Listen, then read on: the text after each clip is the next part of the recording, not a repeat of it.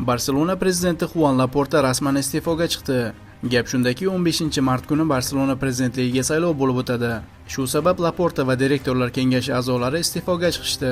Shu bilan birga yangilangan tarkibdagi amaldagi kengash joriy vakolat muddati yakunlanadigan 30-iyunga qadar klub boshqaruvini davom ettiradi. Lekin bir qiziq holat, o'tgan yili Laporta 3-marta prezidentlikka nomzodini qo'ymasligini aytgandi.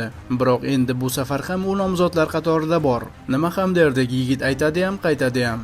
Bu yilgi saylovda 5 nafar nomzod asosiy bo'lib turibdi. Bular Juan Laporta, Victor Font, Javier Villajoana, Mark Siria va Juan Camprubilar. Barselona prezidenti bo'lish talablari o'zi qanday desangiz, birinchidan voyaga yetgan bo'lishi va qonuniy muomalaga layoqatsiz deb topilmagan bo'lishi.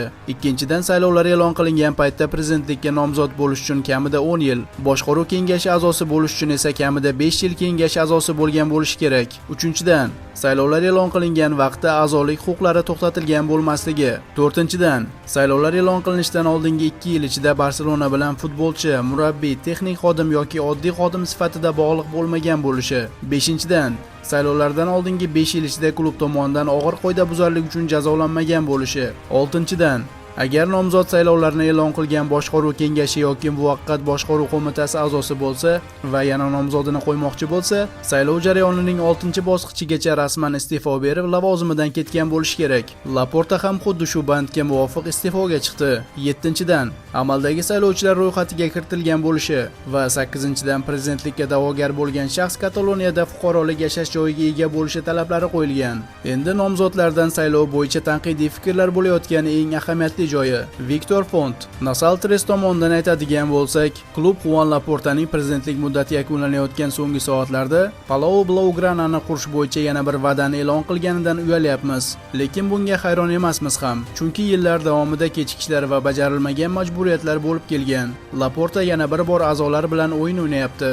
Go'yoki yangi Palau loyihasi bor degan gaplarni ommaviy axborot vositalariga sizdiryapti. Ammo haqiqat shuki, bu loyiha ortida hech qanday moliyalashtirish yo'q. Camp Nou'dagi qurilish ishlarida xarajatlarning oshib ketishi yangi Palau uchun ajratilishi kerak bo'lgan resurslarni yutib yubordi. Shu sabab bu e'lon aniq saylov oldi maqsadlariga xizmat qilayotgan navbatdagi ko'zbo'yamachilik xolos.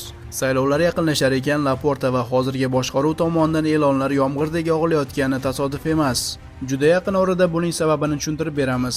Chunki Barsaning kelajagi uchun xavf ostida turgan narsa nihoyatda muhim.